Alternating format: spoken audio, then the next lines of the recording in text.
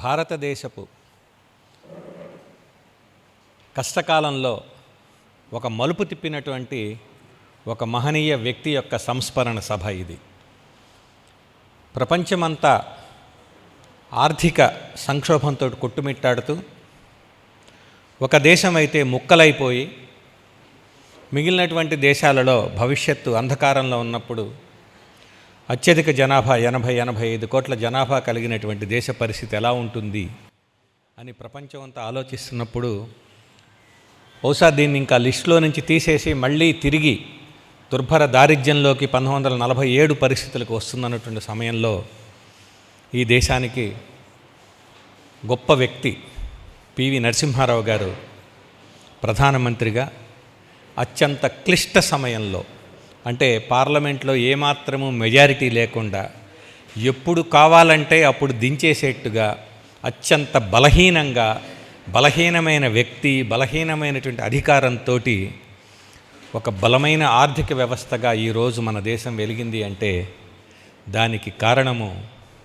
ఆ బలహీనమైన వ్యక్తి మరొక బలహీనమైన వ్యక్తిని శారీరకంగా, ఇంటలెక్చువలిజం ఒక్కటే బలమైనటువంటి వ్యక్తిని తీసుకొని వచ్చి ఈ దేశాన్ని చక్కబెట్టి ఇవాళ ప్రపంచ దేశాల్లో సమానంగా భారతదేశం అంటే తీసేయాల్సిన దేశం కాదు, మనం భయపడాల్సిన దేశము అని ప్రపంచం నాయకులందరూ కూడా చూసి ఈరోజు మన దేశం వైపు ఇలా ఉండటానికి కారణము ఎన్నో అవమానాలకి, ఎన్నో క్రిటిసిజమ్స్కి సిద్ధపడి ఈ దేశాన్ని ఇలా తీసుకొచ్చినటువంటి మహనీయుల్లో నరసింహారావు గారు మొదట.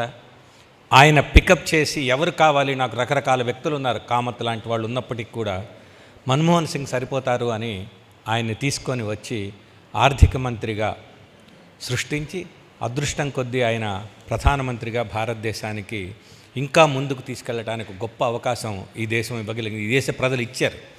అది పైగా రాజకీయపు పార్టీలు కూడా అలాంటి వాళ్ళని ఉంచటం అనేటువంటిది చాలా ఆశ్చర్యకరమైనటువంటి విషయం. ప్రపంచంలో ఏ దేశంలో ఇలా జరగలేదు. అంటే రాజకీయాలతోటి ఏమాత్రము సంబంధం లేనటువంటి వ్యక్తి, రాజకీయవేత్త కానటువంటి ఒక వ్యక్తి ఈ దేశాన్ని 10 సంవత్సరాల పాటు ప్రధానమంత్రిగా నడిపాడు అంటే అది మన్మోహన్ సింగ్ గారి యొక్క ఇంటలెక్చువలిజమే, భారతదేశపు గడ్డలో ఉన్న సంస్కారం అది. సర్వేపల్లి రాధాకృష్ణన్ ఈ దేశానికి 10 సంవత్సరాల పాటు ఉపరాష్ట్రపతిగా, 5 సంవత్సరాలు రాష్ట్రపతిగా పనిచేశాడు.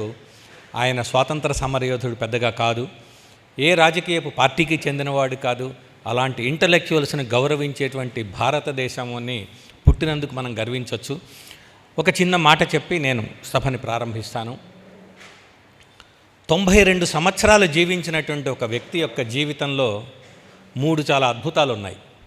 29 సంవత్సరాలు ఆయన చదువుకున్నాడు.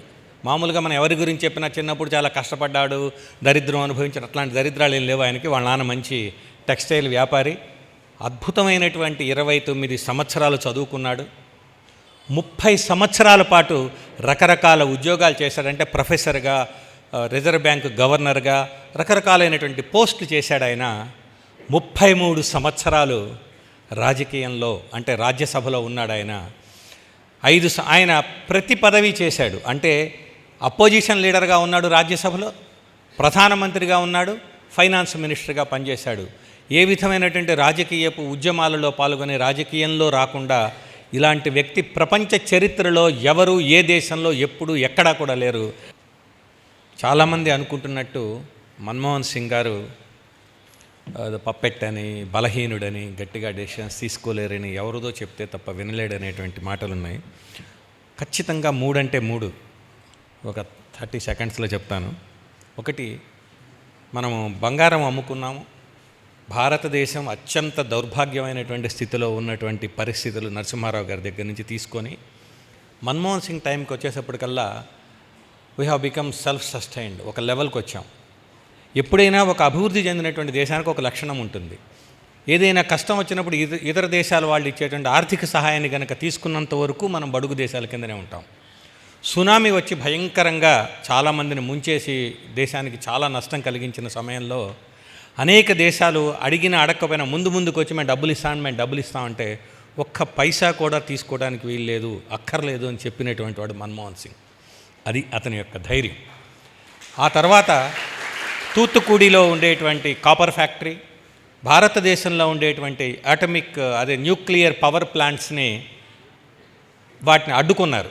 గ్రీన్ పీస్ ఫౌండేషన్ అనేటువంటి ఒక ఫౌండేషను, ఇది యాక్చువల్గా ఒక ఎన్జిఓ, ఒక దుర్మార్గపు ఎన్జిఓ, భారతదేశపు ఆర్థికాభివృద్ధిని అదుర్కోవాలని ఎన్జిఓల ముసుగులో చేస్తూ శ్రీకాకుళంలో పెట్టబోయేటువంటి న్యూక్లియర్ ప్రాజెక్ట్ని, తర్వాత కోడంగుళంలో పెట్టేటువంటి న్యూక్లియర్ ప్రాజెక్ట్స్, పవర్ ప్రాజెక్ట్స్, ఇవన్నీ కూడా ఎలక్ట్రిసిటీ కోసం, ప్రొడక్షన్ కోసం అడ్డుకున్న సమయంలో he has banned that NGO. For that American president came to India and requested Manmohan Singh, you please see that organisation should alive with here and the money will be accepted. He said no.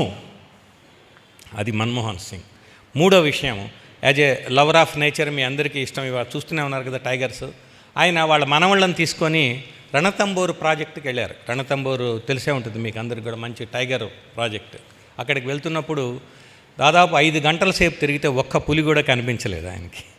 అడిగాడు పిలిచి, అసలు ఏమున్నాయి ఇక్కడ, పులులు ఉన్నాయి అన్నారు కదా, భారతదేశంలో అసలు పులులు ఏమున్నాయి అంటేను, ఉండాలి సార్ ఎక్కడో కనిపించడం లేదు, దాదాపు 3000 పులులు ఉన్నాయండి అన్నారు.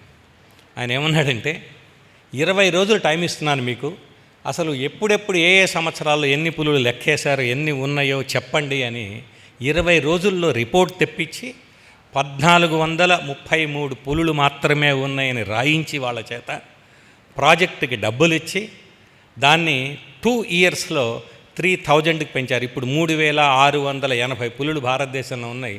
ఇది ప్రపంచ పులుల్లో 70%. అది పులి అంటే చేసేటువంటి పని.